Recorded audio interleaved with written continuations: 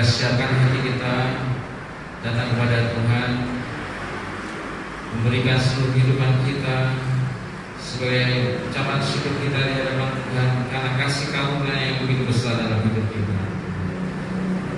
Kita akan mendasari ibadah pada pagi hari ini dengan pengakuan iman kita bahwa sesungguhnya pertolongan kita ialah dari Tuhan yang menciptakan langit dan bumi, Tuhan yang tidak pernah meninggalkan perbuatan tangannya. Oleh sebab itu turun atas kita kasih karunia dan damai sejahteranya sementara kita beribadah kepadanya. Bapa di dalam surga, kami menyerahkan ibadah pada pagi hari ini Tuhan, yang Kau berkenan hadir melawat setiap kami. Juga Tuhan melayani setiap kami, kami boleh masuk dalam hadirat-Mu Tuhan, kami boleh menghampiri tata kasih karunia-Mu Tuhan. Kau telah menguduskan setiap kami dengan darah-Mu sehingga kami dengan penuh keberanian Tuhan boleh menghampiri Engkau Tuhan. Kau memberkati Tuhan Yesus ibadah kami pada saat ini Tuhan. Kau berkenan Tuhan melawat kami Tuhan, dan biar Kau disenangkan dengan apa yang kami lakukan pada pagi hari ini. Segala kuasa roh jahat dan udara yang berusaha untuk mengganggu ibadah saat ini Tuhan, kami ikat dan kami usir di dalam nama Tuhan Yesus. Kami izinkan kuasa Roh Kudus, kami izinkan Kau boleh bekerja melawat setiap anak-anak-Mu yang hadir Tuhan di tempat ini. Semoga Kau memberkati setiap umat-Mu yang masih dalam perjalanan, mereka boleh bersama-sama Tuhan beribadah di tempat ini Tuhan. Terima kasih Bapa, kami akan mulai ibadah pada saat ini di dalam nama Tuhan Yesus. Amin. Silakan duduk.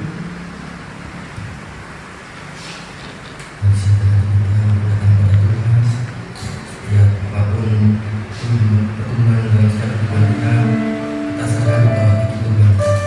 Haleluya. Yesus.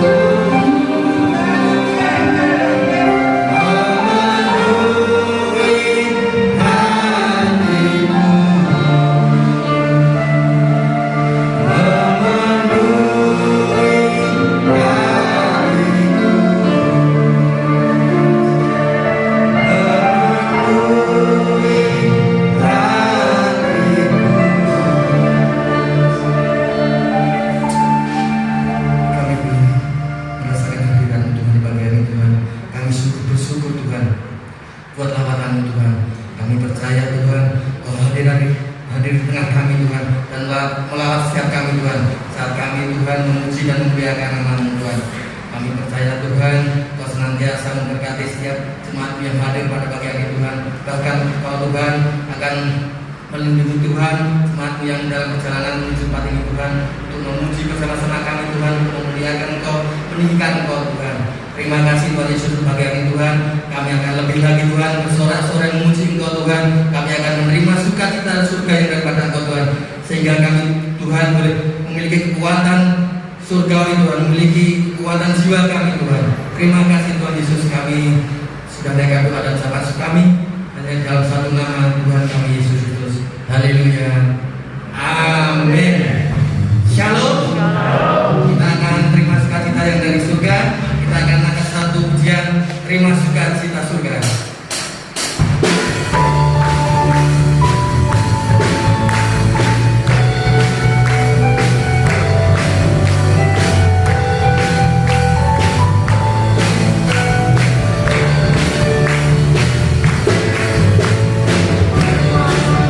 Kita surga.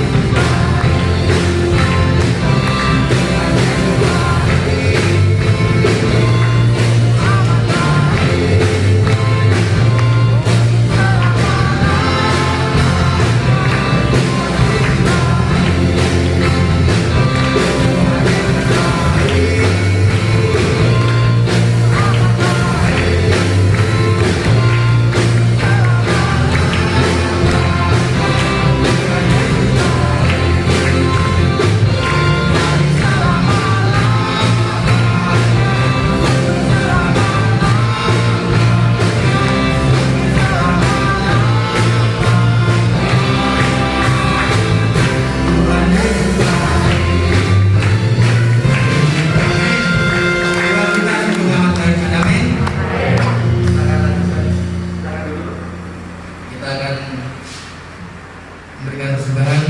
Dan untuk yang bertugas, kami mohon untuk memberikan diri.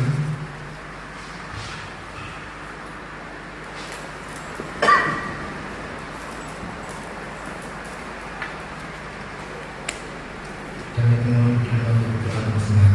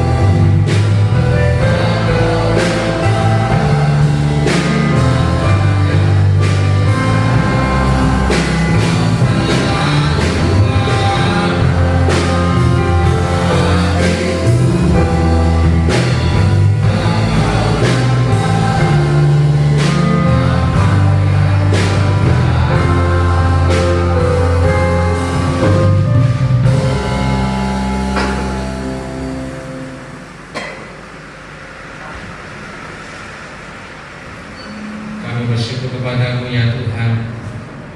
Kalau Engkau boleh melayani setiap kami, itu kami boleh menjadi anak-anak-Mu, kami boleh memanggil Engkau Bapa kami Tuhan. Semua dengan kasih karunia Tuhan. Kami bersyukur Tuhan buat kebaikan, kemurahan-Mu yang Kau berikan dalam kehidupan kami Tuhan.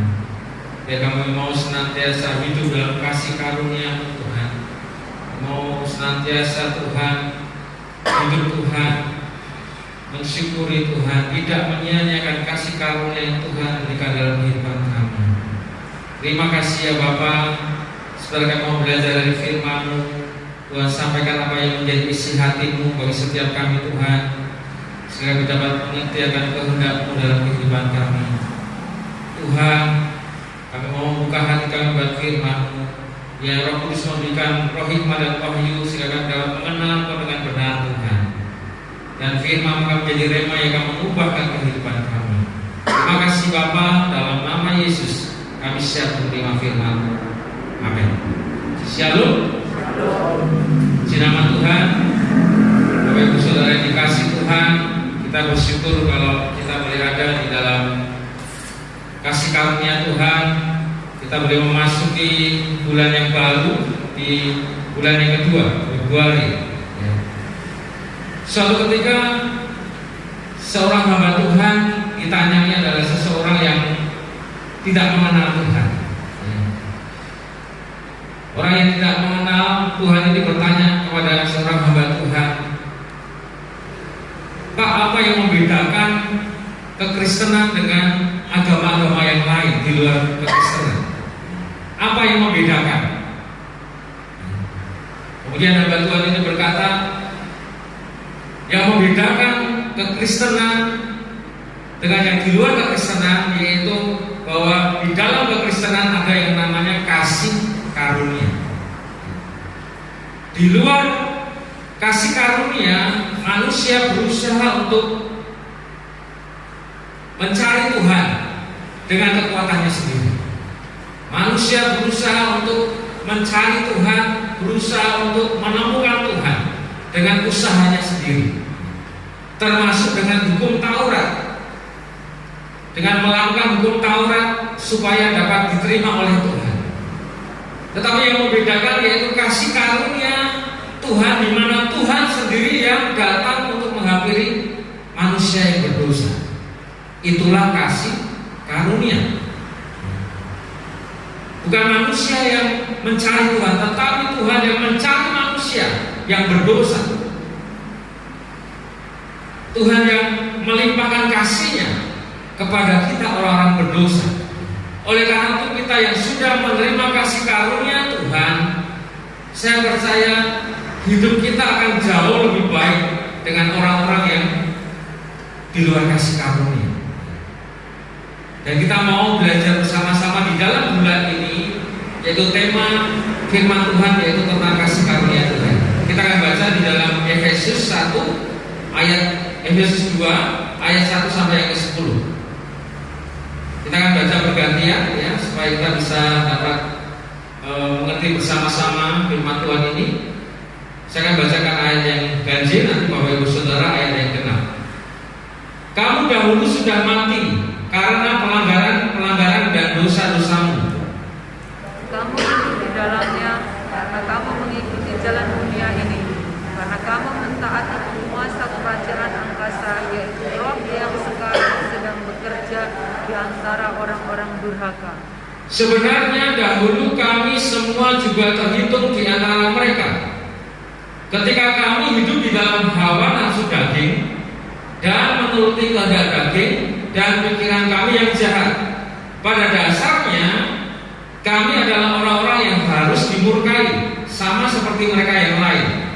Tetapi Allah yang kaya dengan rahmat, oleh karena kasih-Nya yang besar yang dilimpahkannya kepada kita, telah menghidupkan kita bersama-sama dengan Kristus, sekalipun kita telah mati oleh kesalahan-kesalahan kita.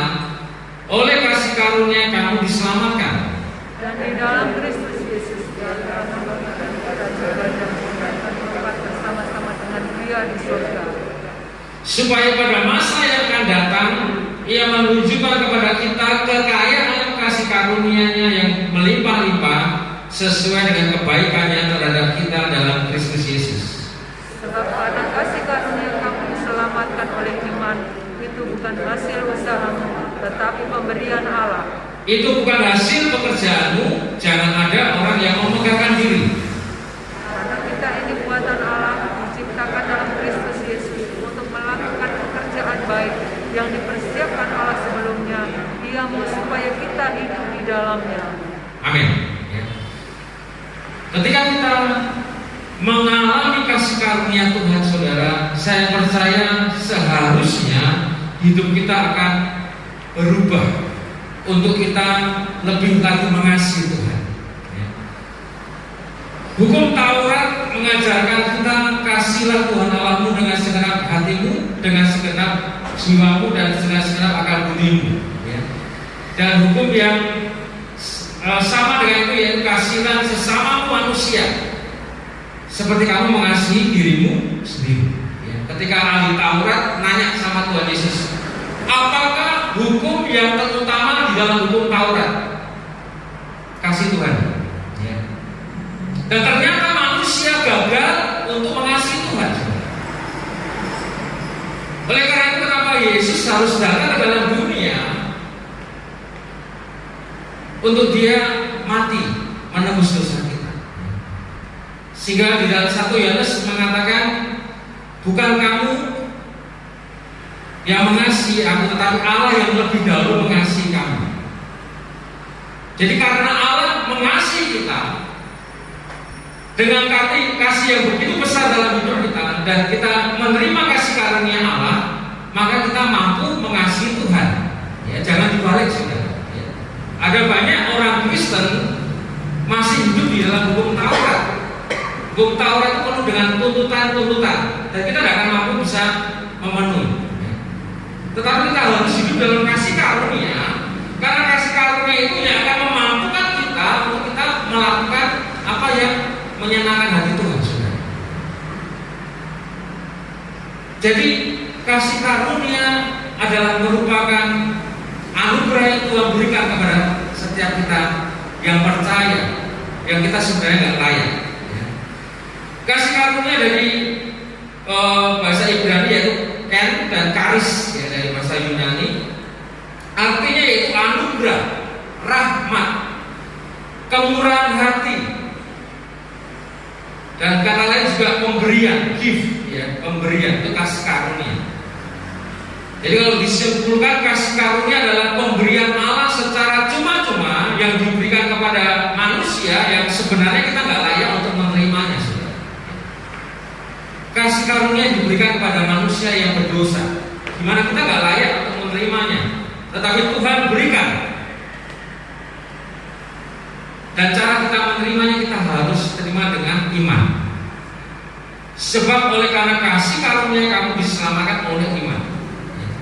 Jadi sebenarnya kasih karunia itu berlaku untuk semua manusia di dalam dunia ini. Yesus adalah juru selamat untuk umat manusia. Tetapi kenapa tidak semua diselamatkan? Karena tidak semua menerima. Cara kita menerima harus dengan iman, percaya kepada Tuhan Yesus.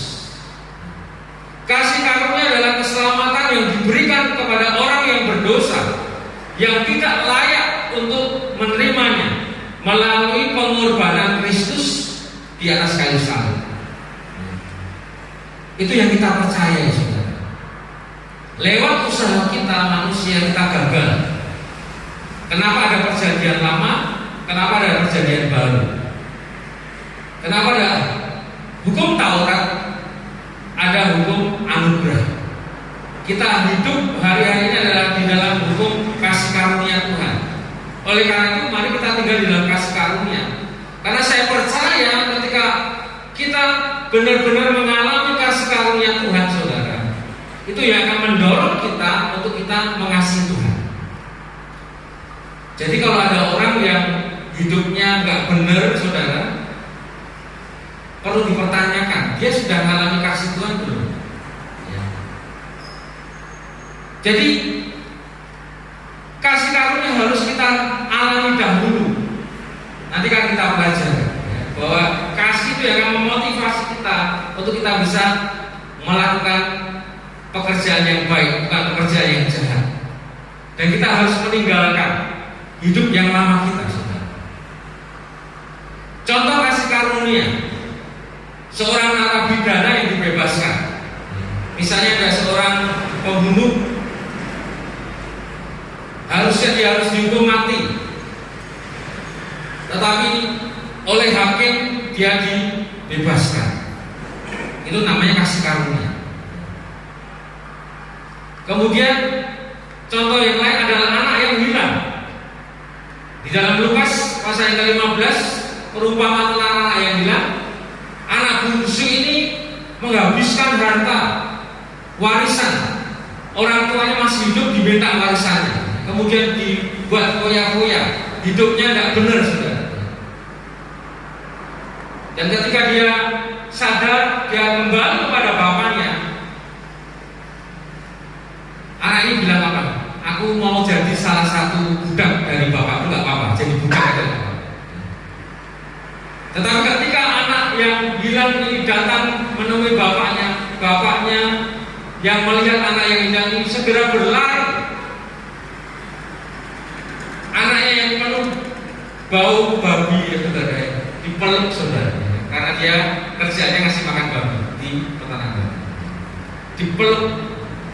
Tidak cukup sampai di situ, dia panggil pelayannya untuk memberikan jubah, mengenakan cincin, mengenakan kasut. Enggak cukup sampai di situ. Bapaknya menyuruh untuk mengadakan pesta yang besar untuk anaknya. Itulah kasih karunia. Anaknya yang gagal, anak yang enggak benar, ya, alias anak yang durhaka, tetapi dia memperoleh kasih karunia. Biasanya orang mengadakan pesta ucapan syukur, ya, yaitu pesta keberhasilan. Tetapi ini anak yang gagal dibuatkan pesta. Itulah kasih karunia. Kemudian contoh kasih karunia yang lain adalah seorang budak yang ditebus. Ada di dalam pasar budak pada zaman dahulu, orang memperjualbelikan budak. Ada salah satu budak yang gak laku-laku, saudara, karena budaknya ini jelek, malas, kurang ajar, sehingga dia gak ada yang mau beli budak ini, saudara. Tetapi ada seorang yang sedang berjalan-jalan di pasar budak, akhirnya budak yang tidak laku ini, saudara, dibeli dengan harga yang mahal, di atas rata-rata. Kemudian setelah budak ini dibeli, akhirnya tuannya ini berkata, "Dah, kamu bebas, aku mau bebaskan kamu."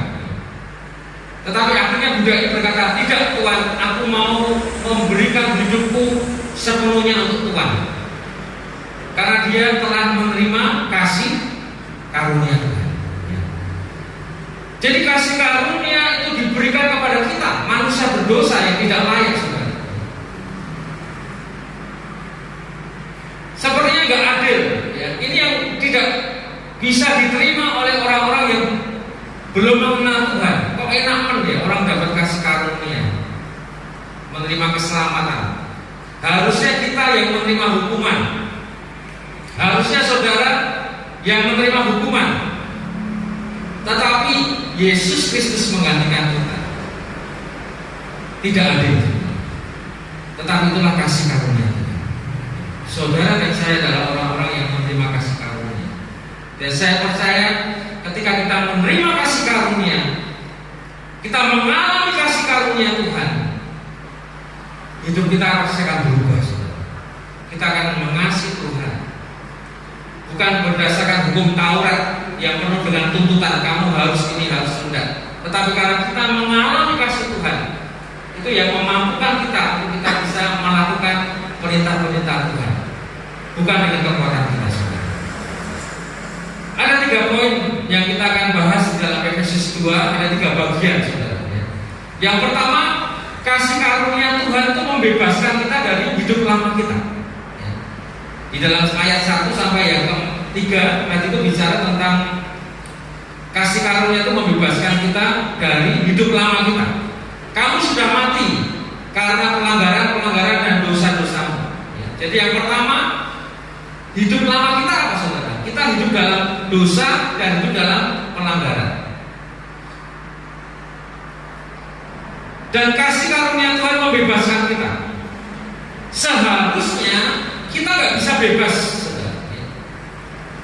Karena kita dibelenggu oleh dosa, oleh pelanggaran. Tetapi kasih karunia Tuhan memampukan kita, memerdekakan kita, sehingga kita bisa bebas dari belenggu dosa. Itu kasih karunia. Dengan kekuatan kita nggak mungkin kita bisa. Orang yang nggak mengenal Tuhan dikuasai oleh dosa, tidak bisa berbuat yang baik. Rasul Paulus berkata,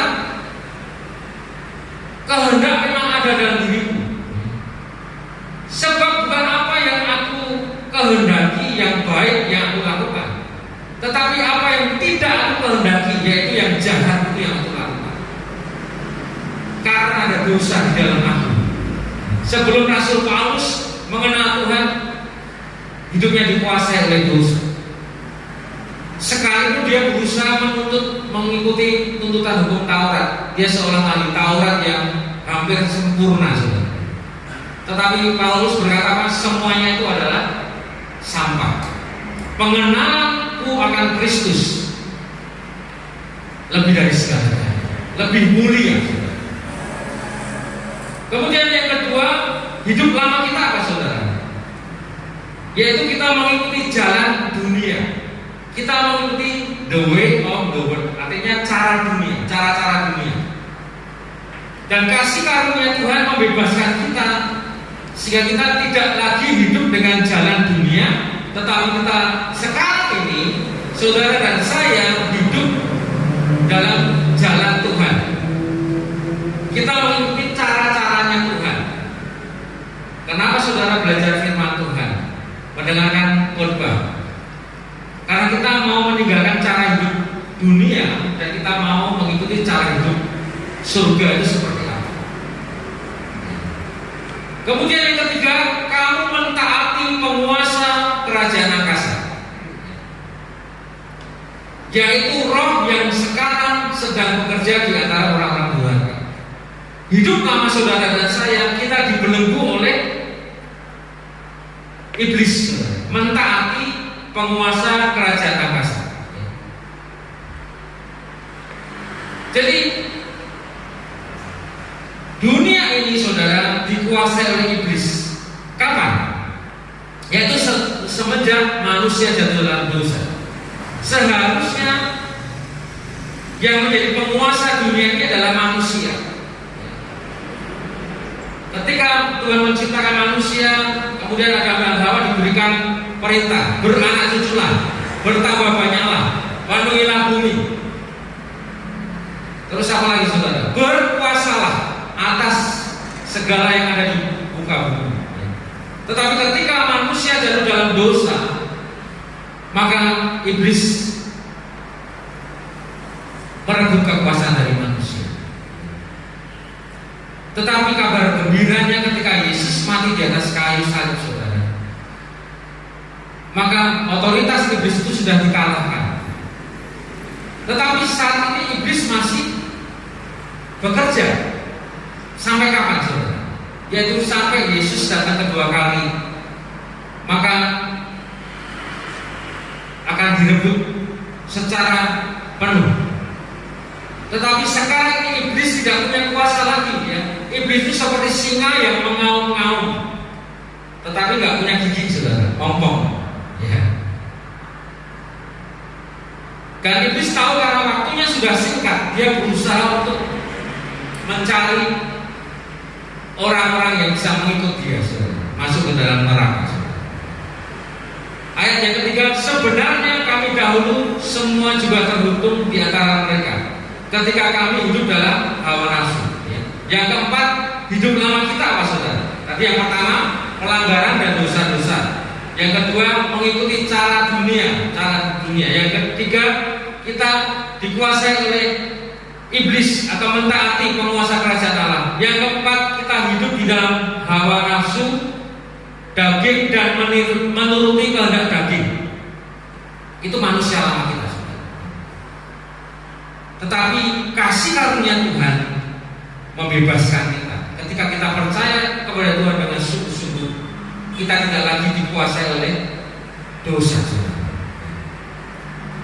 Kita masih punya potensi untuk jatuh dalam dosa, masih bisa. Tetapi kita diberikan otoritas untuk menang atas dosa, karena kita sudah dimerdekakan dari dosa.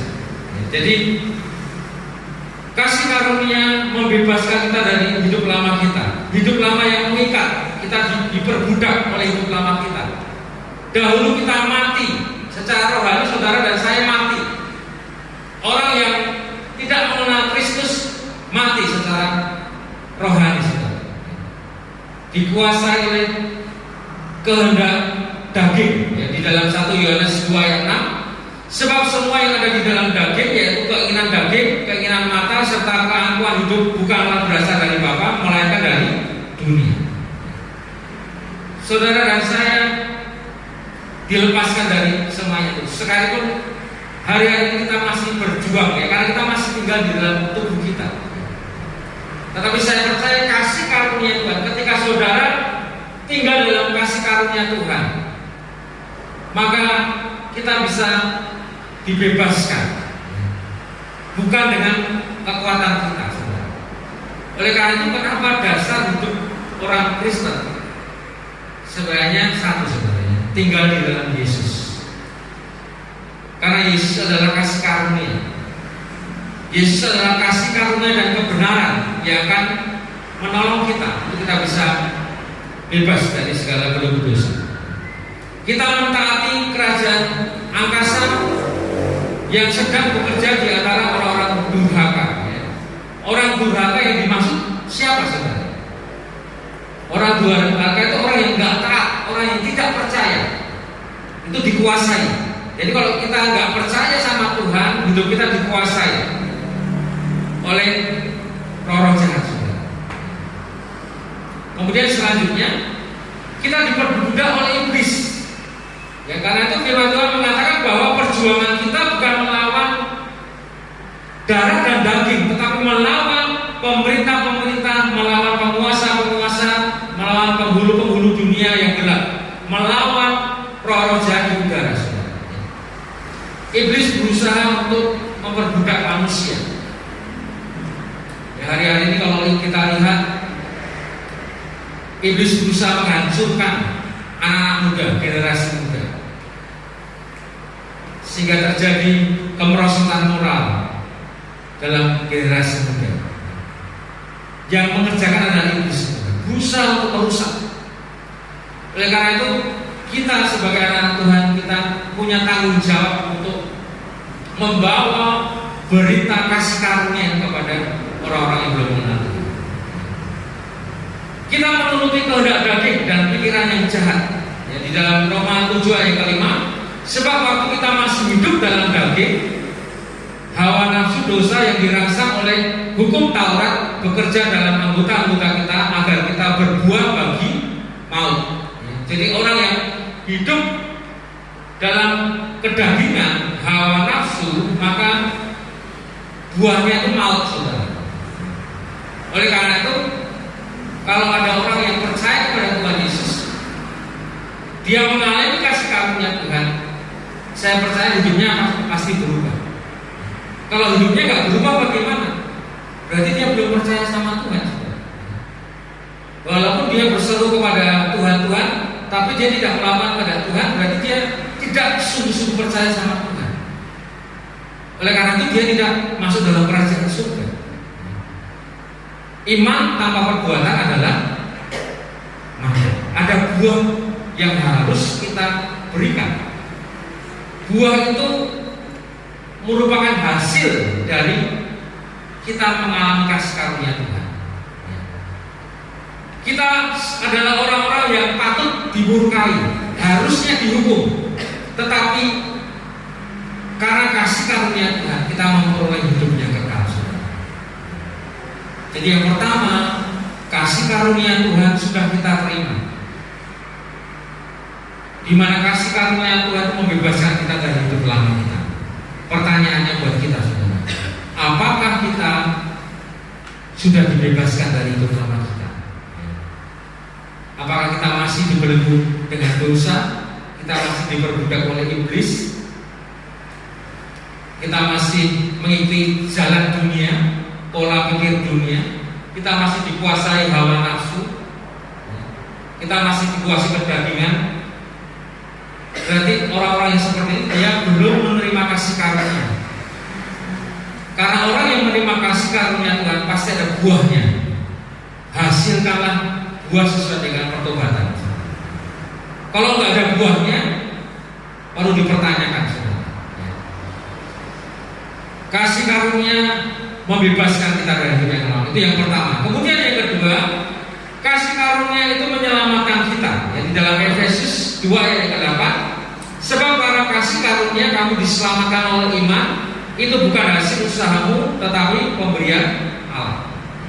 Di dalam ayat sebelumnya dikatakan Allah yang kaya dengan rahmat memberikan kasih karunia yang besar. Kasih karunia ini dilimpahkan. Dilimpahkan itu artinya apa, saudara? Digrojok. Ya. Dilimpahkan itu artinya diberikan secara besar-besaran kepada kita, saudara. Dan kasih karunia itu menghidupkan kita. Ya, coba kita baca di dalam Efesus pasal yang kedua tadi, di dalam ayat yang ke-6. Ya.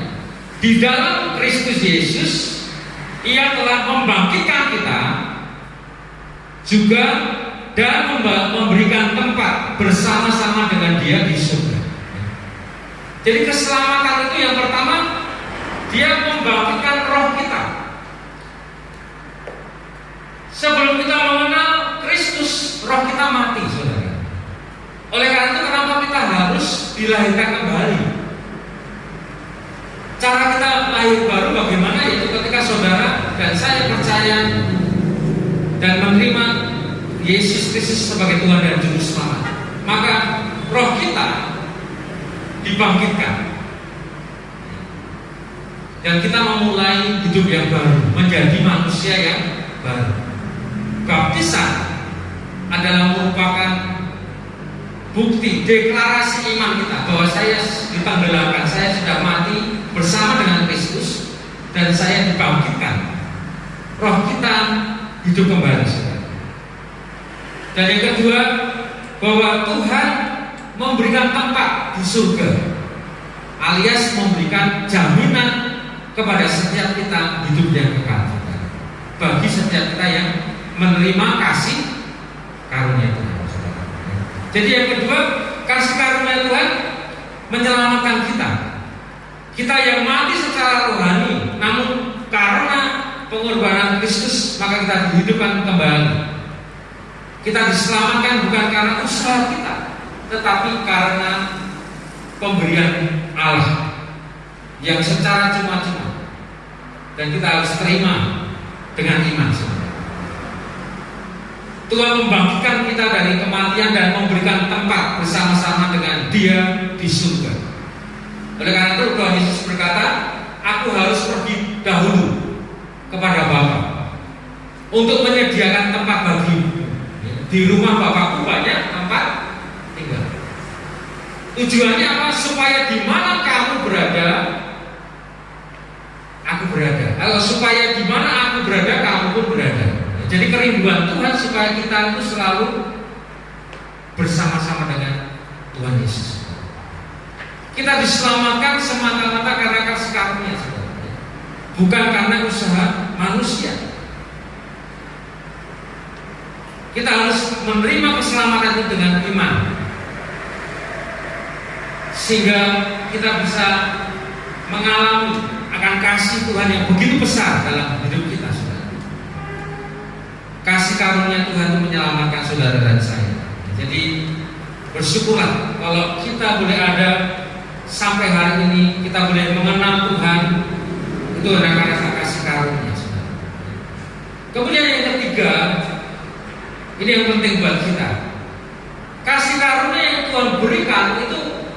tanggung jawab yang harus kita lakukan, saudara. Di dalam ayat yang ke-10 dikatakan, karena kita ini adalah buatan Allah, diciptakan dalam Kristus Yesus untuk melakukan pekerjaan baik yang dipersiapkan Allah sebelumnya. Ia mau supaya kita hidup di dalamnya. Jadi yang ketiga, kasih karunia Tuhan itu memotivasi kita, mendorong kita untuk kita bisa melakukan pekerjaan yang baik. Kalau kita dulu belum mengenal Tuhan, kita nggak bisa melakukan pekerjaan baik, saudara.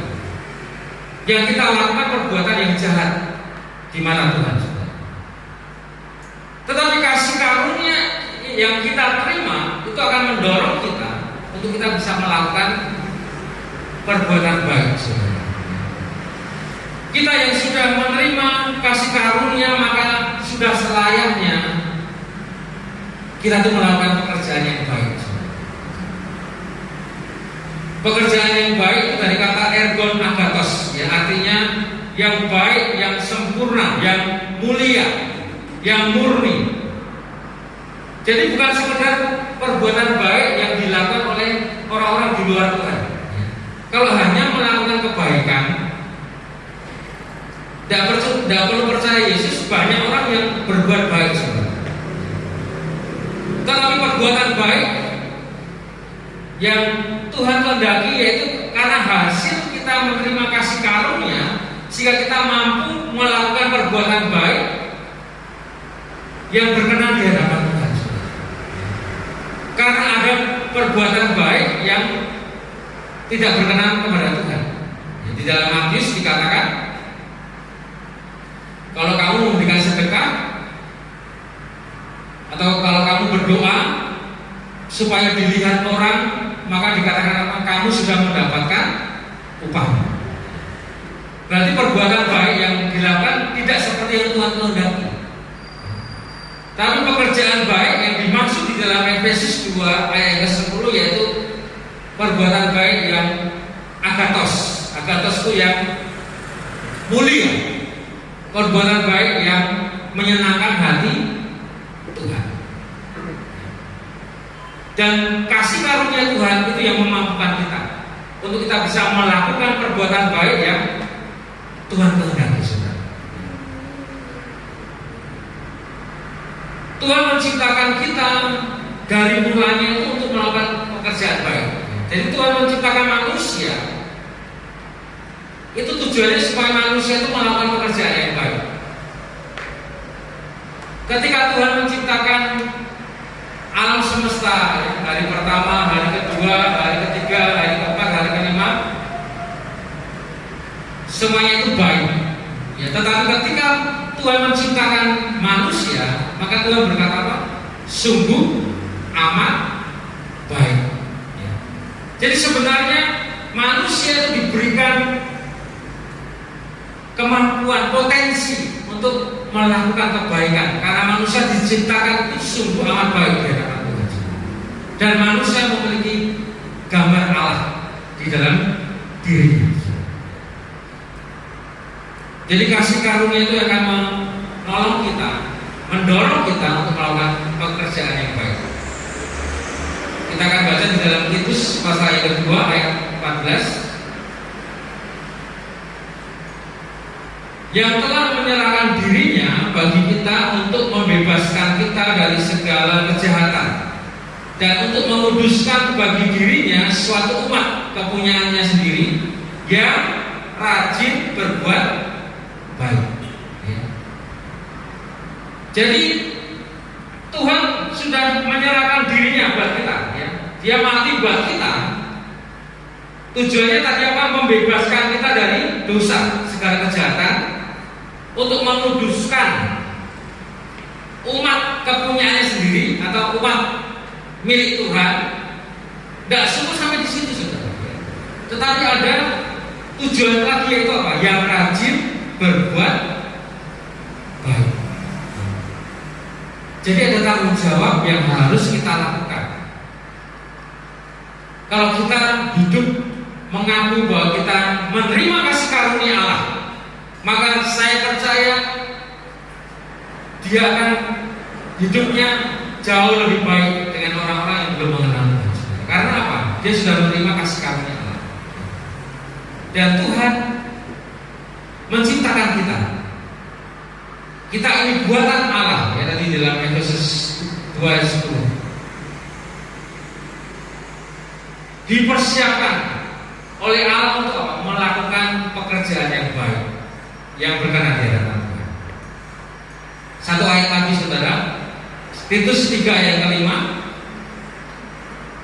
Pada waktu itu Dia telah menyelamatkan kita bukan karena perbuatan baik yang kita lakukan, tetapi karena rahmat-Nya, oleh pemandian kelahiran kembali dan oleh pembaharuan yang dikerjakan oleh Roh Kudus. Jadi kita perlu ingat bahwa perbuatan baik yang kita lakukan ini adalah hasil dari kita menerima kasih karunia Tuhan. Jangan dibolak-balik saudara.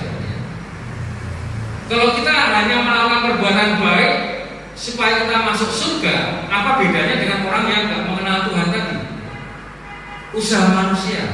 Tetapi perbuatan baiknya adalah merupakan hasil iman kita, percaya kita kepada Tuhan. Jadi kalau orang yang mengaku saya percaya Tuhan, pasti ada buahnya, buah pertobatan, buah-buah roh, buah-buah kebaikan. Dan Tuhan mau melihat buahnya. Kalau kita nggak berbuah, akan ditebang saudara. Jadi saudara jangan bingung dengan hal ini ya, tentang kasih karunia Tuhan. Karena orang yang mengalami kasih karunia Tuhan, saya percaya dia akan rindu untuk mengasihi Tuhan sungguh-sungguh. Karena Tuhan sudah lebih dahulu mengasihi kita. Kita mampu mengasihi Tuhan bukan dengan kekuatan kita sendiri. Kalau hukum Taurat, kamu harus kasih Tuhan dulu, kasih Tuhan. Tetapi hukum kasih atau hukum anugerah kita terima dulu dari Tuhan kasih, sehingga kita mampu untuk mengasihi Tuhan dan sesama. Jadi Tuhan mau supaya kita hidup di dalam kasih karunia Tuhan. Perbuatan baik kita adalah wujud dari kita ucapan syukur kita pada Tuhan. Kita berbuat baik bukan supaya kita diselamatkan, tetapi karena saudara dan saya sudah diselamatkan, maka kita berbuat baik. Motivasinya beda saudara. Kita mengasihi Tuhan, kita mentaati Tuhan, itu sebagai wujud ucapan syukur kita, sehingga kita menjadi orang-orang yang menyenangkan hati Tuhan. Karena kita sudah menjadi anak Allah, kita adalah orang yang sudah terima kasih karunia. Anak yang bungsu tadi, saya percaya hidupnya akan pasti berubah karena dia sudah terima kebaikan. Dia tidak mungkin, wah yowes aku tak hidup lama lagi. Enggak. Itu namanya orang keterlaluan sebenarnya. Lah banyak orang Kristen yang seperti ini berarti dia keterlaluan. Yang kedua, dia belum mengalami kasih Tuhan. Kalau kita sudah mengalami kasih Tuhan, pasti hidup kita akan berubah. Narapidana tadi yang sudah dibebaskan, kalau dia benar-benar mengalami kasih Tuhan, mengalami pembebasan kasih karunia tadi, saya percaya hidupnya akan berubah. Dan saya percaya juga saudara dan saya, ketika kita menyadari bahwa kasih karunia Tuhan itu begitu besar, maka itu akan mendorong kita untuk kita melakukan pekerjaan yang baik. Kita tidak lagi hidup di dalam hidup yang lama kita. Jadi kalau ada orang yang mengaku percaya tetapi hidupnya nggak sesuai dengan imannya, berarti dia belum percaya. Mengaku Tuhan, ya. Berapa kali Tuhan menegur? Tuhan Yesus sendiri yang menegur, ya. Mengapa kamu berseru kepadaku Tuhan, Tuhan, padahal kamu tidak melakukan apa yang aku katakan? Oleh karena itu dikatakan bukan setiap orang yang berseru Tuhan, Tuhan yang akan masuk dalam kerajaan surga. Karena sekalipun dia berseru-seru, kalau dia tidak ada buahnya saudara, berarti iman tanpa buah adalah mati saudara. kita harus mengalami kasih karunia Tuhan supaya kita mampu hidup benar, saudara. Bukan dengan kekuatan kita. Saya percaya saudara dan saya adalah orang yang karena kasih karunia. Dari mana kita dipanggil oleh Tuhan? Dulu kita adalah orang yang mengenal Tuhan, kita tidak berguna, tetapi Tuhan tangkap kita. Itu kasih karunia Tuhan. Dan saya percaya orang yang hidup dalam kasih karunia Tuhan, maka kita akan rindu untuk selalu menyenangkan hati Tuhan. Jadi kesimpulan firman pada pagi hari ini, saudara, kasih karunia Tuhan yang pertama membebaskan kita dari hidup lama kita. Oleh karena itu jangan mau kita dibelenggu oleh hidup lama kita. Sehingga Tuhan berkata, aku gak mengenal kamu. Ya, kamu mengaku terima kasih karunia, tetapi hidupmu sama dengan orang dunia. Berarti kamu bohong. Ya. Tidak sesuai dengan panggilan Tuhan. Kemudian yang kedua, kasih karunia itu menyelamatkan kita, membangkitkan kita, sehingga roh kita yang mati, rohani kita mati, kita bangkit, kita hidup, dan Tuhan menyediakan tempat di surga. Kemudian yang ketiga, kasih karunia itu akan mendorong kita untuk kita melakukan pekerjaan yang baik, ergon agathos, ya, pekerjaan yang mulia, yang berkenan di hadapan Tuhan, yang menyenangkan hati Tuhan. Jadi saya berharap saudara bisa tangkap kebenaran firman Tuhan ini, sehingga kita benar-benar mengerti kasih karunia dan kita mengalami kasih karunia dalam hidup kita. Dan kasih karunia itu ada hasil, ada buah yang kita bisa munculkan ketika kita tinggal di dalam kasih karunia. Yang namanya berbuah itu, saudara, otomatis. Kalau saudara tinggal pokok anggur, ya, kalau dia caranya tinggal di dalam pokok, dia akan berbuah. Kalau tidak ada berbuah, berarti perlu dipertanyakan, saudara. Oleh karena itu, mari kita mau responi kasih karunia Tuhan pada pagi hari ini. Mari kita akan renungkan firman Tuhan. Saya undang untuk semua pemain musik, singer dan worship leader untuk masuk ke depan.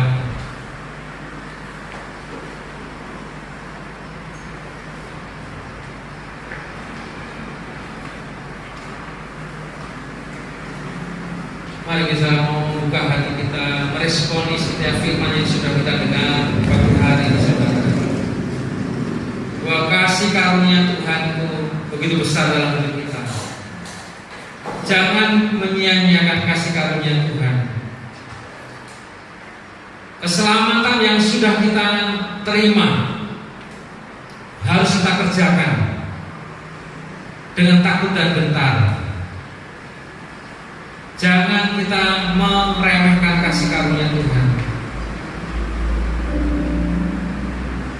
Karena orang yang mengalami kasih karunia Tuhan, saya percaya bahwa hidupnya akan berubah.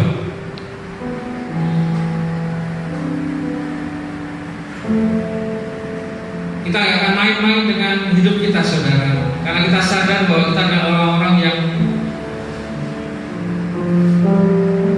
sudah mendapatkan kasih karunia, anugerah Tuhan yang begitu besar dalam hidup kita. Pagi hari ini saya mengajak setiap kita untuk kita merenungkan kasih karunia Tuhan dalam hidup kita. Alami kasih karunia Tuhan itu, bahwa Tuhan menerima kita apa adanya. Tuhan melayani kita yang tidak pantas untuk menerima keselamatan, tetapi Tuhan melayani kita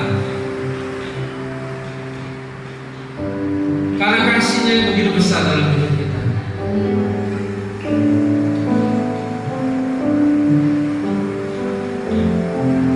Terima kasih, Yesus.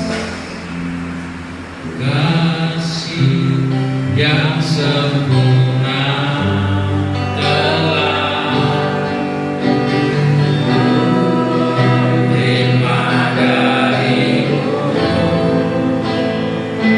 bukan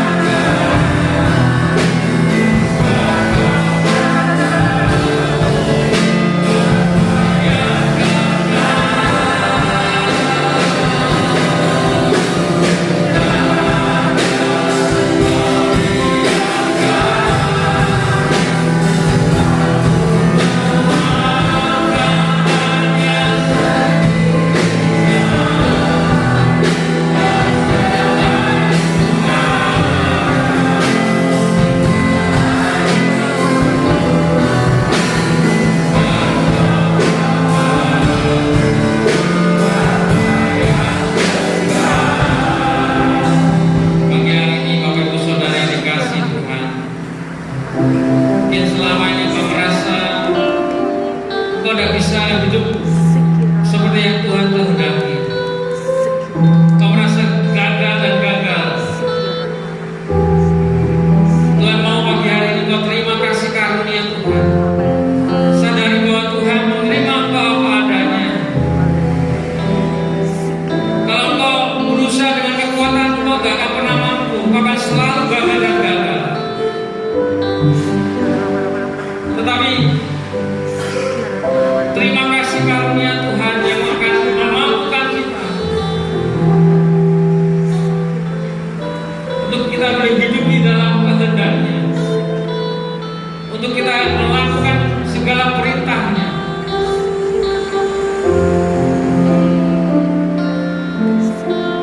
Hiduplah dalam kasih karunia Tuhan.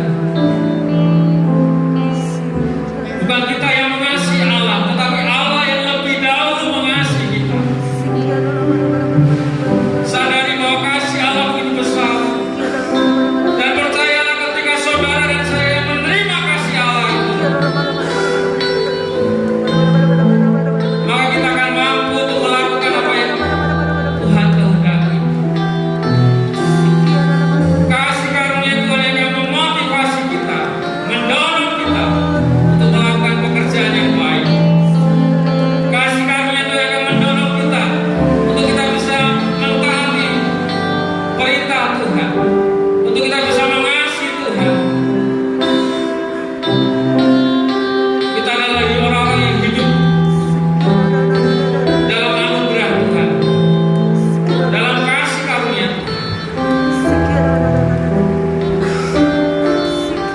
yang sudah membebaskan kita dari hidup lama kita. Kalau ada di antara kau yang masih terikat dengan hidup yang lama dan kau merasa gagal dan gagal, datang sama Tuhan, minta kasih karunia Tuhan.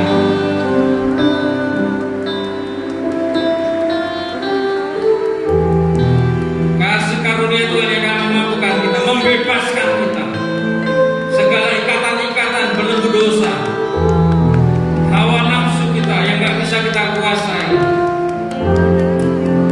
Percayalah bahwa kasih karunia Tuhan akan memampukan kita. Dengan kekuatan kita gak akan pernah mampu. Kita akan selalu gagal dan gagal.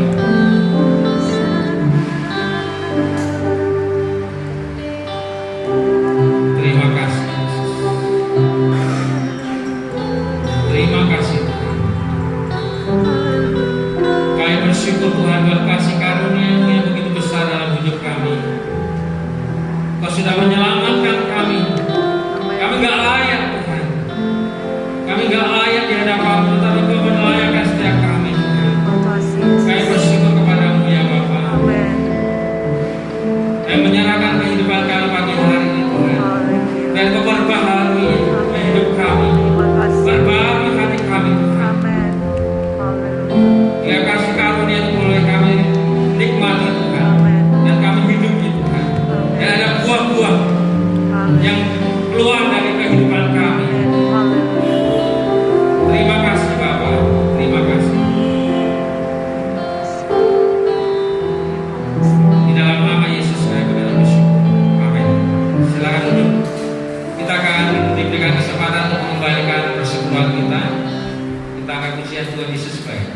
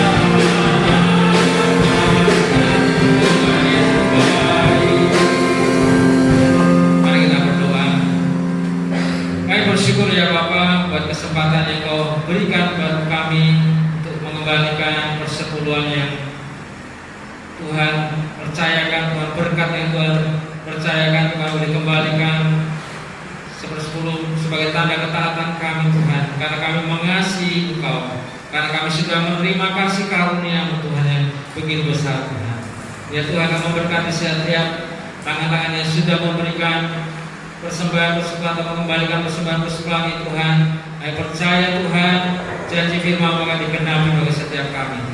Terpujilah nama-Mu, dalam nama Yesus kami berdoa dan bersyukur. Amin. Terima kasih Tuhan, kita sudah mendengarkan kebenaran firman Tuhan, kita boleh menerima kasih karunia dan kita sudah dibebaskan dari hidup yang lama, sehingga itu kita boleh memotivasi hidup kita hidup dengan kebaikan. Nah, tiba saatnya kita akan memberikan persembahan yang kedua, dan persembahan yang kedua ini akan dialokasikan untuk pembangunan gereja. Kami mohon yang berkenan.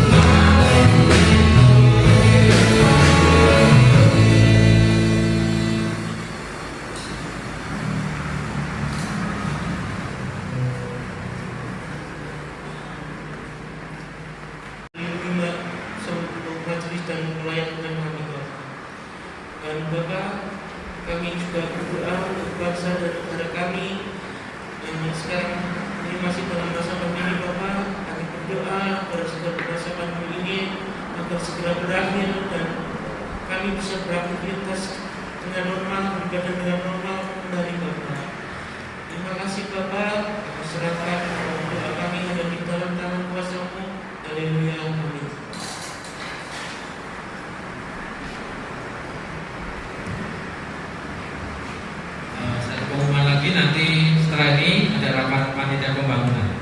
Mari kita akan berdiri bersama-sama. Kami bersyukur ya Bapa, Kau sudah memberkati bagian dari awal sampai akhirnya Tuhan. Terima kasih buat berkat-Mu, lawatan-Mu, hadirat-Mu yang boleh kami terima. Disetarakan pulang ke rumah masing-masing. Mohon Tuhan sertai dan juga tutup kudus kami dengan kuasa dalam-Mu yang kudus.